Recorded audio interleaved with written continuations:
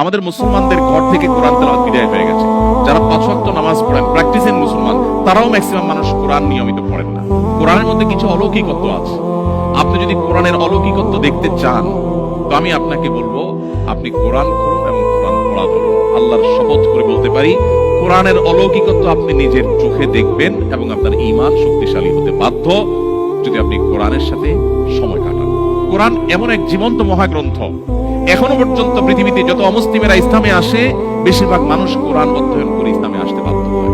কোরআনে কারীমের অলৌকিকত্ব এরকম যে কোরআনের তেলাওয়াতটা ইটসেলফ একটা মানুষের ভেতরকে, মনোজগৎকে পরিবর্তন করবার জন্য অনেক বেশি হেল্পফুল হয়। আমাদের বাসা বাড়িতে কোরআন তেলাওয়াত নাই। অনেকে তেলাওয়াত করেন সরবে না, নীরবে না, কিছুটা সরবে। আমি বলছি না চিৎকার চেঁচামেচি করতে, আমি বলছি না আপনার প্রতিবেশীকে ডিস্টার্ব করতে, আমি বলছি না কারোর ঘুম নষ্ট করে দিতে। আমাদের নবীজি সেটা শিখান নেই আমাদেরকে। এক ব্যক্তি মসজিদে নববীতে একটু জোরে তেলাওয়াত করছিল। নবী করিম সাল্লাল্লাহু আলাইহি সাল্লাম তাকে ডেকে বললেন, তুমি এই তেলাওয়াত যে আল্লাহকে শোনাতে চাইছো, তিনি বধির নন, তিনি সামিয়া, সবকিছু শুনতে পান। তুমি জোরে তেলাওয়াত করে পাশের লোকদের ডিস্টার্বের কারণ কেন হচ্ছে? সো আমরা সেইভাবে তেলাওয়াতের কথা বলছি না, কিন্তু কিছুটা সরবে তেলাওয়াত হলে বাসা বাড়িতে শয়তানের যে আক্রমণ, অ্যাটাক, সেটা থেকে আমরা সেফ থাকি, আমাদের বাচ্চারা সেফ থাকে। কিন্তু সেই তেলাওয়াত নাই। এখন পড়লেও আজকাল মোবাইলে গুনগুনিয়ে বা চুপে চুপে আমরা পড়ি। কিছুটা সরবে বাসা বাড়িতে তেলাওয়াত হওয়া দরকার, তাহলে শয়তানের আখড়ায় পরিণত হয় না। এবং শয়তান যে আমাদেরকে স্পিরিচুয়ালি অ্যাটাক করে এটা আমরা বুঝি না।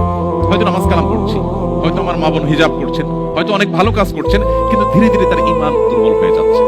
নামাজ পড়তে তার ভালো লাগে না, কোরআন তেলাওয়াত করতে ভালো লাগে না, বাচ্চা সব পড়তে চায়, কোরআনটা পড়তে চায় না।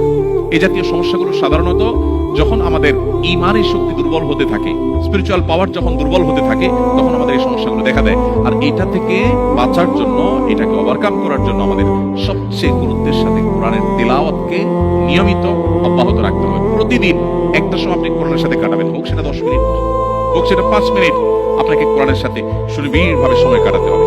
কোরআনের এই অলৌকিকত্ব আপনার ঈমানকে সেভ করার জন্য হেল্প করবে।